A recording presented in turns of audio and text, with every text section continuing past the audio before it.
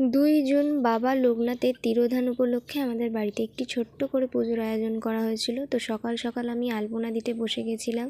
এদিকে সব আয়োজন করে নেওয়া হয়েছিল, বাবাকেও চান করিয়ে সুন্দরভাবে মালা সব পরিয়ে সব ঠাকুরকেই মালা দিয়ে বসিয়ে দেওয়া হয়ে গেছিলো।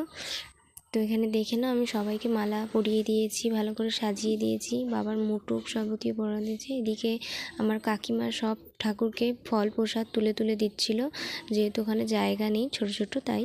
এইদিকে দেখো আমাদের চচ্চড়ি রান্না হয়ে গেছিলো। এদিকে বড় হাঁড়িতে আমাদের খিচুড়িটা ফুটছিল।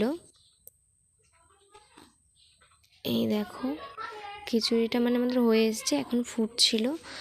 আর এদিকে আমাদের পায়েস রান্না হচ্ছিল। এই যে পায়েসটা ফোটানোতে দেওয়া হয়েছিল, এটা ভোগ যাবে আমাদের লোকনাথ বাবাকে। তো মা একটু নাড়িয়ে দেখাচ্ছে। এরপর এদিকে কাকিমা আমাদের আরতি করে বাবার লোকনাথের পুজো সম্পন্ন করলো।